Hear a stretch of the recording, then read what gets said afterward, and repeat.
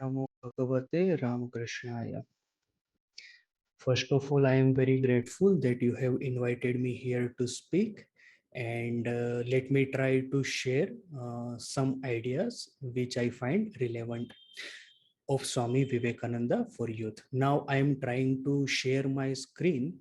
Let's see if I am successful. Okay, can you see the screen now? Yes, Swamiji, we can see the screen. Okay, okay. So here I have collected some of Swami Vivekananda's quotations pertaining on higher consciousness and Advaitic Vedanta.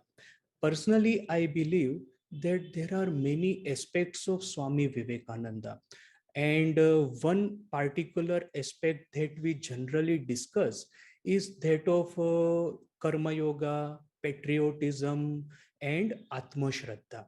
Now, this is a very powerful aspect, and we know that how merely 100 years ago, India was mired in famines after famines. We were slave for at least 1,000 years.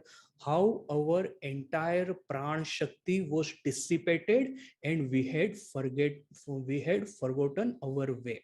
But nearly within 100 years, because of Swamiji's this soul stirring rising message, that we can see that today India is in surplus when it comes to grain production, as we saw in the case of Turkey recently, that we send a help to that nation who was in need. So instead of being a beggar, now we are helping other nations when they are in need. And also we see that how our graduates of our elite universities like IIT, etc., now they are in the top position of the corporate world of the multinational companies.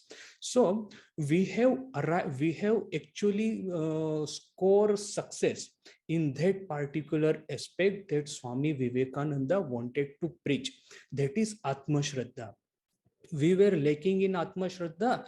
At that time, we were sunk in tamas. Those who study Vedanta philosophy or Sankhya, they know that there are three qualities of mind. First quality is tamas, that is, a tamasic mind is a lazy mind, is a mind mired in kama, krodh, mad, lobh, moha. All these negative qualities of psyche, of our psychology. That is a tamasic mind. A rajasic mind is extremely active, and this mind, it always tries to find some new adventure, to find some success in a completely new field, the way foreigners were there at that time. So today we see that from tamas we have already journeyed to rajas, and from rajas now we need to leap one step higher, that is sattva. What is a sattvic state of mind?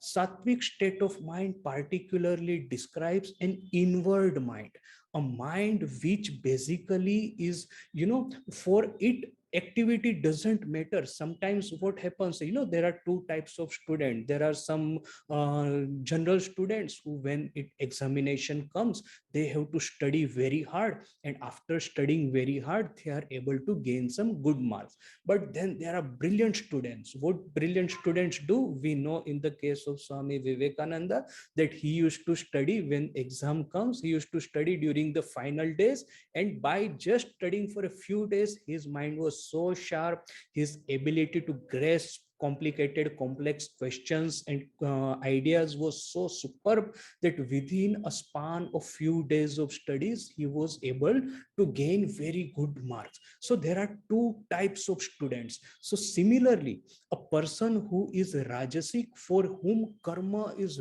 of course, a rajasic person is mired in karma, is a rajasic person, is a person who is most of his time engaged in karma. But for him, rajasic person, karma comes after a lot of effort. But for a sattvic person is like this brilliant student.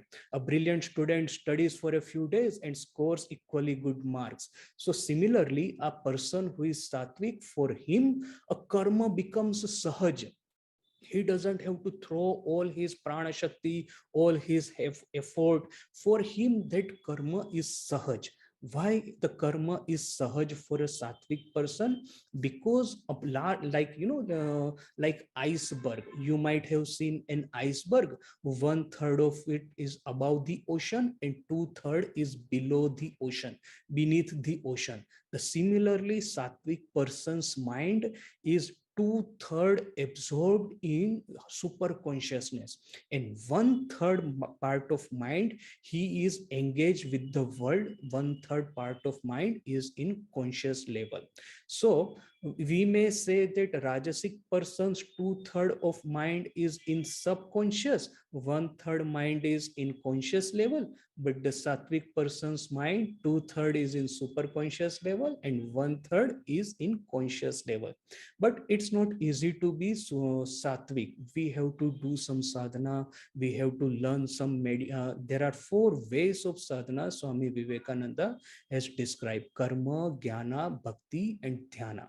So basically this entire religious thought, Hindu spiritual thought, it comprises within the science called Vedanta. And how now of course there are many parts of Vedantas, many aspects of Vedantas here. With because I have to explain in a short span of time, I am taking one particular aspect of Vedanta, that let me call it consciousness, understanding of consciousness. Now Swami Viveka, we have to understand that there is a very nice incident.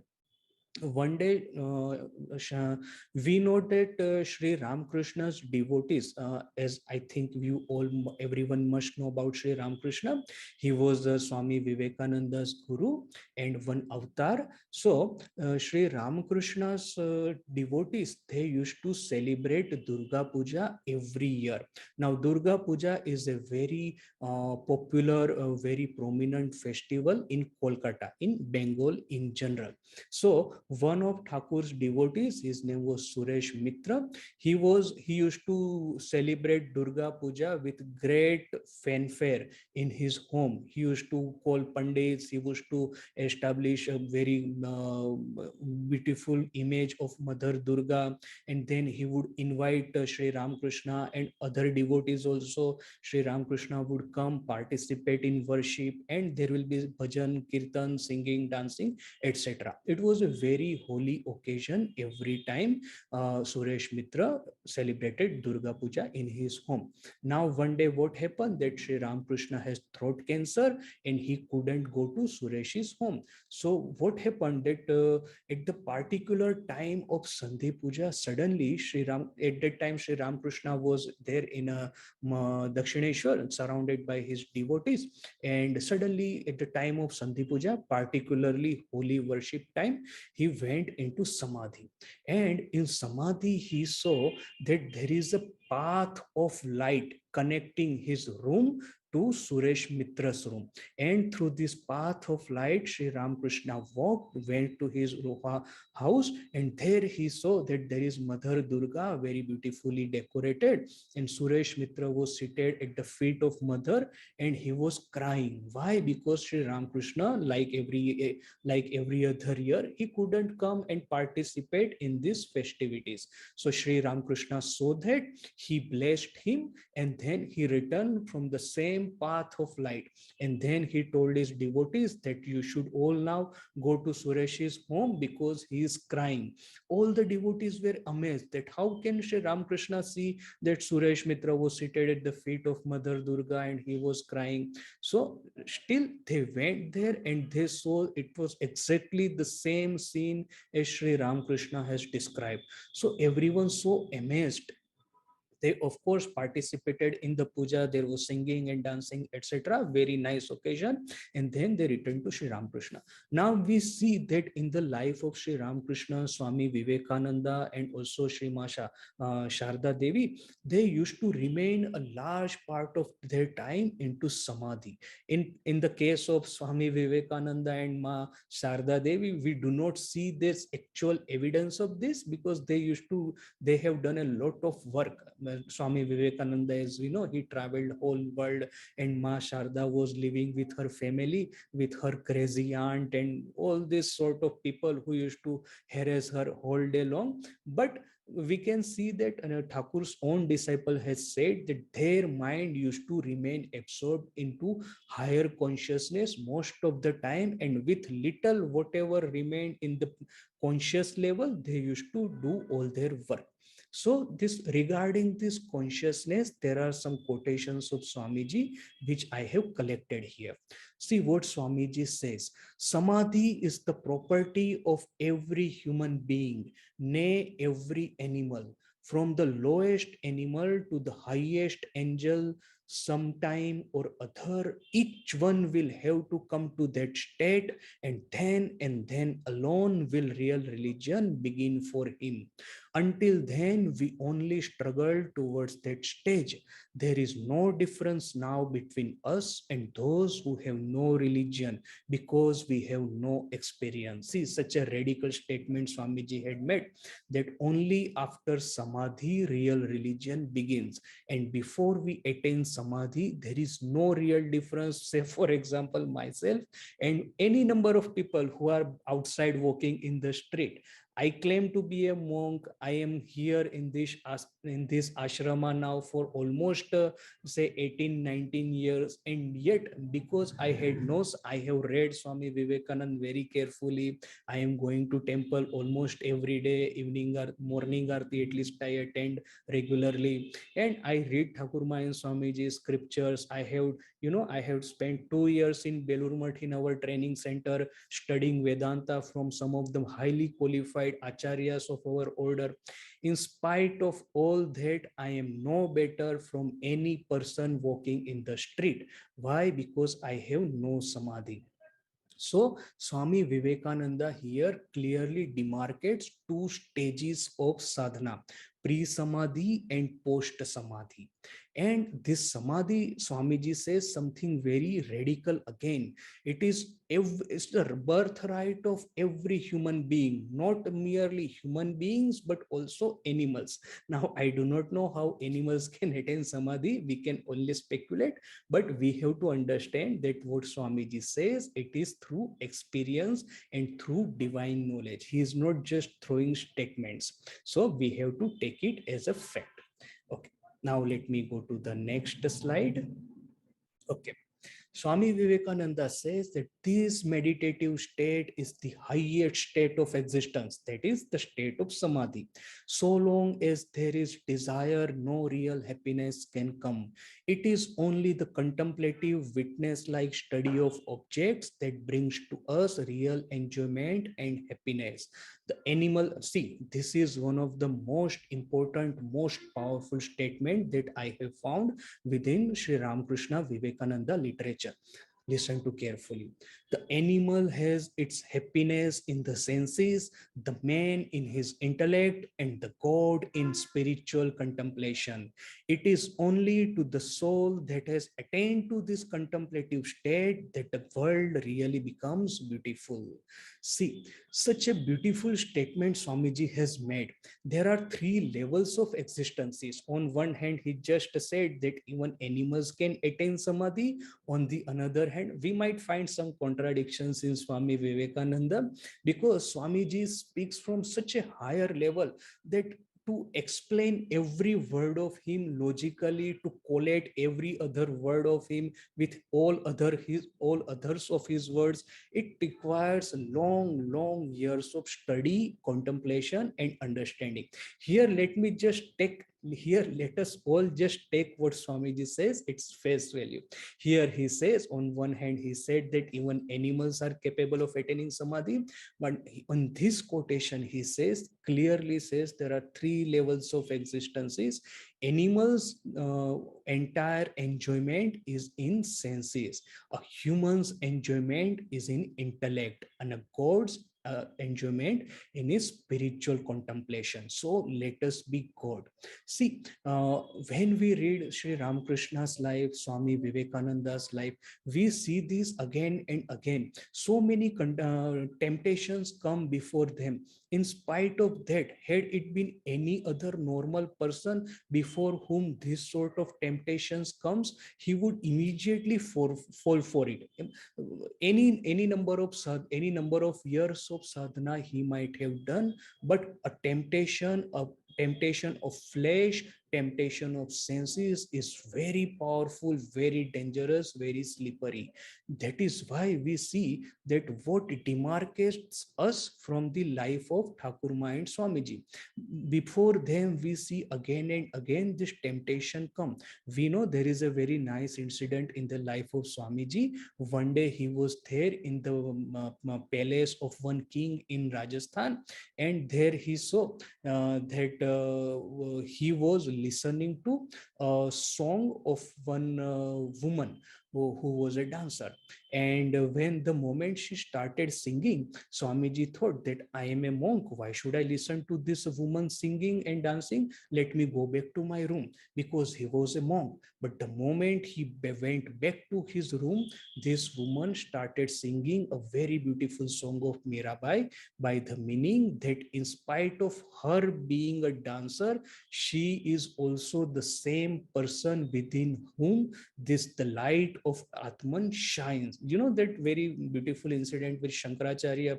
He was coming out of this ghat after bath, and one chandas touched him, and suddenly Shankaracharya was very angry that how dare you touch him. The Chandal told him that there is the same Atman within me as is inside you. And Shankaracharya suddenly realized that in spite of his panditai and scholarship, it is this Chandal who has truly attained Atma Jnana.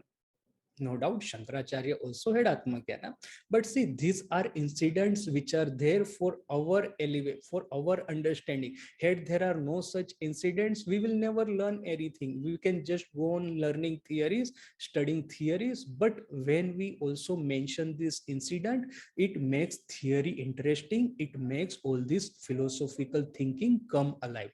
So also in the case of this dancer, the moment Swami Vivekananda listened to this song, he came out of his chambers again, sat there along with everyone else, seeing the light of Atman inside this dancer rather than a woman made of flesh. So this is the difference between any normal human and this Avtara. Temptation may come before them, but they never fall for them. That is why what Swamiji says here again, let me repeat: the animal has his happiness in senses, the man in his intellect, and the God in spiritual contemplation. It is only to the soul that has attained to this contemplative state that the world really becomes beautiful. Okay, now let us go to next slide. Swami Vivekananda says, man found out ages ago that the soul is not bound or limited by the senses. No, not even by consciousness. See, such a powerful statement. Today in the West, we see that they are studying consciousness. There are so many, theories and studies on consciousness, so many classes going on in elite universities, etc., that we may see in Harvard, Oxford, perhaps, I am guessing. So, but here Swamiji says that even consciousness is not the last stage in human existence. There is something which is beyond consciousness. We have to understand that this consciousness is only the name of one link in the infinite chain. See, powerful poetic statements. Even this consciousness is only the name of one link in the infinite chain. Being is not identical with consciousness, but consciousness is only one part of being. Beyond consciousness is where the bold search lies. See, there are three stages of consciousness. We may call it subconscious, conscious, and superconscious. And that what Swamiji said before, the true spiritual life begins only after samadhi. So here again Swamiji says that bold search lies beyond consciousness. That is the true adventure. When we say that, when I used to study India's history, sometimes I used to become very depressed. See, in the West, particularly, we see that after Renaissance, there were explorer after explorers who Captain Cook or Magellan or just any number of adventurers who sailed through this whole world, and then they did, explore all these hidden continents. They discovered Africa, they discovered North and South America. They also found the passage encircling the globe to Asia. There was passage to Asia through Africa, but then they found a passage through Pacific encircling the globe. So such adventure in their life. Why India didn't produce such bold explorers? Why India didn't produce such bold adventurers? Is that because we were such coward? We were such frightened of crossing this Kala Pani? It used to be called. Any person who would cross this ocean, he would be made outcast. And that same thing actually happened in the case of Swami Vivekananda. When he returned from the west with Nivedita, one day he went to visit Dakshineshwar temple. Now, of course, Nivedita was a white person, and white people, these Goras, were already ruling India, so they cannot say anything to Nivedita. And Nivedita boldly went inside Kali temple to make pranam to Mother Kali and to have darshana of Sri Ramakrishna's room where he used to live. But Swami Vivekananda, being an Indian, how dared he cross the oceans? So these trustees of this temple, they banned Swamiji from entering the gate of this temple. So we can imagine that scene, that Swamiji and Nivedita had come in the boat. Nivedita is going inside the Dakshineshwar, and Swamiji is seated on the boat and thinking about all the wonderful days he had spent in this same temple, from which he was barred from entering, from which he was banned. He couldn't enter Dakshineshwar temple again because he had crossed Kalapani.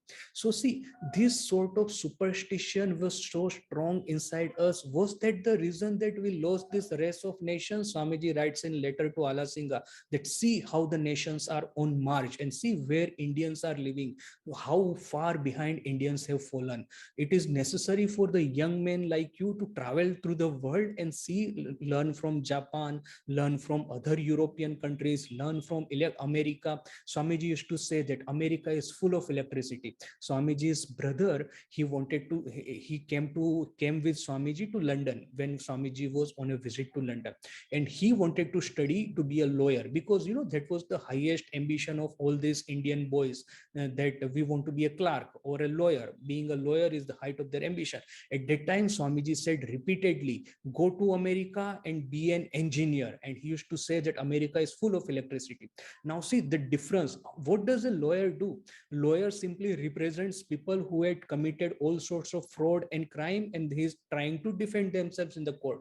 On the other hand, an engineer, especially this electrical engineering, that was in newly developed branch of science at that time, they can electrify, they can bring so many amenities to the people that it would help improve people's life greatly. So Swamiji, at that time itself, Swamiji used to say it's better to be an engineer than be a lawyer. So personally, I used to think what I was saying, that when I was studying the history of our India, I used to feel depressed, that why these adventurers and these explorers, they born in Europe only. Why couldn't India produce adventurers like them? Why couldn't India produce explorers like them? And then I started reading Swamiji, and I realized that our exploration, our adventure is within this world which is within us. Our exploration and adventures are within this consciousness. Now, of course, Swamiji had at one point said that, that we have produced so many saints and prophets, but what is the price that India has paid in order to produce these saints? That thousands and millions of people have been sinking day after day in dire poverty. So, of course, these physical adventures, physical exploration, etc., is absolutely necessary for a civilization to develop, for a society to develop, for a normal person's consciousness to gather experiences and expand itself. But this is true for the 1% of Arnold Toynbee in study of history says a creative minority, 1% or 5%, whichever percent you may take. There are a very small percentage of people who are creative minority in every society, and this creative minority, through their orientation, through their likes and dislikes, through their own skills and aptitude, they decide the direction of that particular society to which they belong. So the creative minority in India, we choose to dive inside our hearts, we choose to develop, explore our consciousness. And of course, the creative minority of the West, they explore the philosophy, the natural sciences and arts, and it's a technology, engineering, etc. Swami Vivekananda says, we doesn't say that either one branch is greater than another branch. He says that fusion of these two societies, of external world, exploration in external world, and exploration in inner world, when we fuse together these two elements, two aspects of civilization, then the greatest civilization that we have ever seen will be produced. So that is why Swamiji says, particularly pointing to Vedanta, that beyond consciousness is where the bold search lies. Okay, how much time do I have? It is 6:33. 6:45 to 50, Swamiji. Okay. Can go up to 6:50, 6:55. Okay. Yeah. And then if anyone has questions, right? Yes, we can go with that. Later on, the special invitee will speak, then we can go for the questions. Okay, okay. So now Swamiji says, the human mind seems to struggle to get a peep behind the scenes. The dawn, the evening, the hurricane, the stupendous and gigantic forces of nature, its beauties, these have exercised the human mind, and it aspires to go beyond, to understand something about them. In the struggle, they endow these phenomena with personal attributes, giving them souls and bodies, sometimes beautiful, sometimes transcendent. Every attempt ends by this phenomena becoming abstractions, whether personalized or not. See, in previous ages, before there was settled civilization, before there were settled farming and communities around farming, we were hunter gatherers, traveling with herd, hunting for anything that we can get to find food, etc. At that time, nature used to be, even afterwards, even now, sometimes we see that how terrific, how dangerous this nature is. Suddenly there is earthquake, like in Turkey or like in Gujarat itself, in my own state in 2001. It kills so many people in one moment. And there are famines, and there are tsunamis, and there are wildfires, forest fires, and then there are pandemics. We saw how pandemics swept through the earth, killing so many millions, shutting down industries, schools and colleges, disrupting our lives completely. At that time, when this sort of powerful natural force arises, we try to find some rationale for these forces. We sometimes call this, for like there is a wildfire, we say it's Agni Dev, is a tsunami, or say that flooding or rain, we may say Varun. We try to give these forces some name, and we try to understand these forces. But here Swamiji says that most of the time what happens, that when we try to contemplate the true nature of these natural forces, true constitution of these forces, we go beyond these natural forces and we turn inwards, and we find that the true manifestation of any force that is within this world is within, inside this Atman or Brahman or Atman. It is the true source of power, force and beauty, that everything that is there in this world. It is why Swamiji says the struggle, they endow this phenomena with personal attributes, giving them souls and bodies, sometimes beautiful, sometimes transcendent. Every attempt ends by this phenomena becoming abstractions, whether personalized or not. Abstractions means they are, we turn inwards, that understanding, that explanation turns inwards. We try to understand everything through the lens of our consciousness rather than seeing them mere outside forces. There is very nice comparison by Swamiji. Swamiji says that there are two types of minds historically speaking. One was Greek mind, another was Hindu mind. Now Greek people were living, they used to do a lot of struggle with nature. It was not easy for them to grow food or live in peace and security. That is why their minds turn extrovert. They try to find solution of these external problems. There is a attack by enemies, there is a flood perhaps, there is not enough food to be grown, there are not enough livestock to be fed to their children. All these external problems were so big for them that they were forced to develop this natural science. On the other hand, this was this Hindu mind, protected on two sides, one from one side by Himalaya, on the others by Hindu Kush, and there was such a fertile Sindhu Valley and there was Ganga Valley.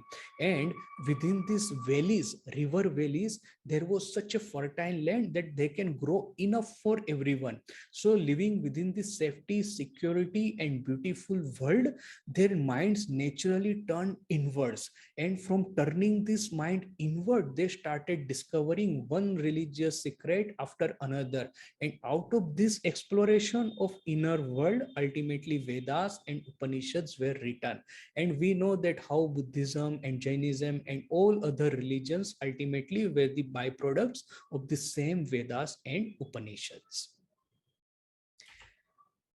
Here is a very beautiful quotation of Swamiji, and it is also a sort of a puzzling quote. In Nirvana, you are when you are not. Buddha said, you are best, you are real when you are not, when the little self is gone. See, so difficult to understand and such beautifully phrased. In Nirvana, you are when you are not. Buddha said, you are best, you are real when you are not, when the little self is gone. What does this mean basically? That there are two selves. There is my smaller self, which is my ego, which is my arrogance. In the language of Vedanta, it is man, buddhi, chitta, and ahankara. These four constitute what I call myself. I remember what I have done through my previous life. I remember what I'm going to do, what my plans are for tomorrow. I know what I want to do today. So this memory, man, that is chitta, buddhi, that is my ability to learn and to focus, man, that is something that decides, and man, buddhi, ahankar. Ahankar is my sense of self. Ahankar is not merely arrogance, it's my sense of self that yes, I am this person. But this is a smaller self. Beyond this smaller self rise a higher self, my true nature, which is Atman and Brahman. Atman or Brahman, we may call it any of these two words. This is my true nature. Atman never dies, it was never born, it never changes, it always remains aloof from all this multifaceted panorama of world. All this Maya, it doesn't touch this Atman. Is Atman is like this lotus leaf, it lives upon the water, but the water does not touch this leaf. So this is the beauty of Atman. So when I meditate, I should when you are trying to meditate, what are these Jnana Marga meditation? What is this Advaitic Vedantic meditation? We have to imagine, we have to think, we have to consider that I am this Atman, and every day, we are doing one thing or another, and every our interactions, social interactions, our work, etc., it brings some sort of anger, some sort of stress, some sort of anxiety, and even that ambition. All of these emotions are there connected with my day-to-day work. So when I meditate, I need to think that all these anxieties and sometimes I am very happy, sometimes I feel very arrogant also, that some people has come and he has praised me. Sometimes I am very anxious. Say for example, tomorrow is my exam and I do not know whether my preparation is enough for me to gain better marks or not.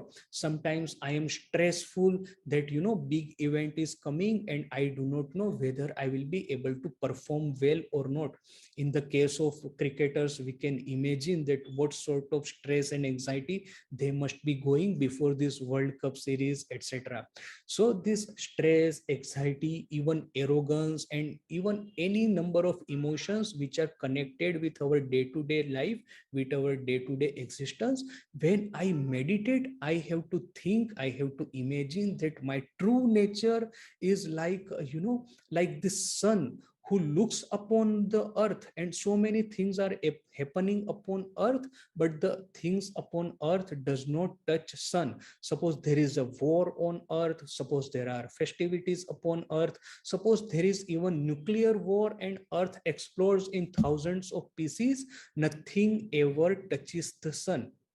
The sun remains as it is, calm, serene, and shedding its light upon all the 9 planets equally. So I have to imagine that I am this Atman. There are no changes, there is no arrogance, there is no stress, there is no anxiety within me. My true nature is Sat Chit Ananda. And all this stress, anxiety, all this continuous thought fever, if I may try to give it a word, thought fever, that continuation of one thought and another chasing each other like madmen. So this continuation of thought train, it is not true, it is not my true nature, and it is just a part of Maya. And if I try to be steadfast in my true nature, this Maya will slowly and gradually lose its hold upon me. As long as we are living in this world, the stress and anxiety and this happiness and misery and the laughter and crying, etc., will be associated with our life. But at least I will be free from its after effects. I will be free from reactions. Some person who is happy, sometimes he is successful, he has actually find very good marks in examination, or he has been successful, he's been promoted in his company, so he becomes arrogant. And a person who fails or he is demoted, who a person who does not receive promotion, he becomes depressed. So this promotion, demotion, success, failure, happiness, misery, that will remain there. They will not go away.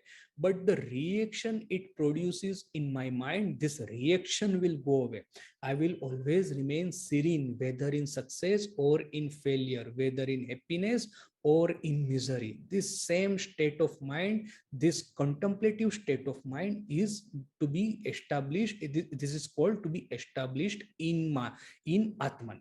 That is why here it is said that in Nirvana you are when you are not. That means in Nirvana I am in my through my higher nature, when I am not in my lower nature.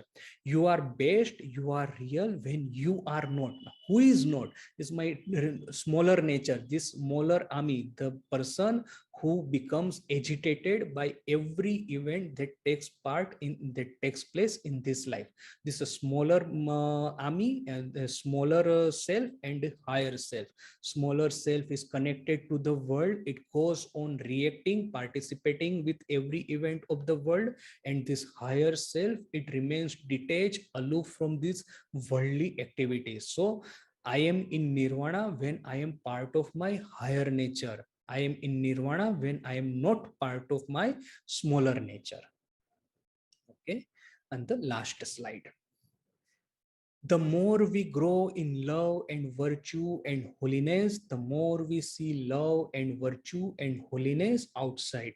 All condemnation of others really condemns ourselves. We cannot see outside what we are not inside. Such a very powerful, very apt statement that Swamiji has made. One day Swamiji went to Belgaum, and his disciple, this Haripada Mitra, you may know about him. Haripada says to Swamiji that, see, my boss, he was working in a forest department, and his boss was a Britisher. So this British officer, he remains very angry with me. And because he is such a powerful person, Britishers were the rulers of India, he can do anything with the career of this Haripada Mitra. So Haripada says, what should I do? Because of his anger, I always remain in fear, I always remain in anxiety, and I have to take a lot of medication because my health is suffering now. My health is becoming my body is disintegrating. So Swamiji says, see, he actually sees inside your heart. Every human being has that capacity to understand what is going on in another human being's heart. This is this empathy, this ability to understand another person's emotion is innate in all of us. Now there is anger, there is hatred towards that British officer in your heart. So this British officer can actually sense it and he reacts in the same manner with you. Try to remove all this hatred towards him from your heart. Try to be friendly towards him and see how this British officer will react. And it truly happened that way when Haripado tried to be friendly towards him, not through words. Sometimes we are bitter enemies with some person. We dislike some person very much, but because of some social convention or other things, we will not say that yes, I hate you, I am angry with you, but we try to keep this anger and hatred inside our heart. But this another person can actually sense it and he will react in the same manner towards us. But as it happened in the case of Haripada Mitra, when he actually tried to be friendly to this British officer in his heart, actually this Britisher, he sensed this transformation and he reacted in the same manner, reducing his enmity towards Haripada. So this is the why Swamiji says that more we grow in love and virtue and holiness, the more we see love and virtue and holiness outside. I hate someone because there is hatred inside me. If there is love inside me, I will see love, I will find love everywhere outside. All condemnation of others really condemns ourselves. Why? Because the same Atman is living within me as in everyone else, everything else. We cannot see outside what we are not inside, as it was in the case of Haripada. Okay. So the end of my presentation, and now you can take over.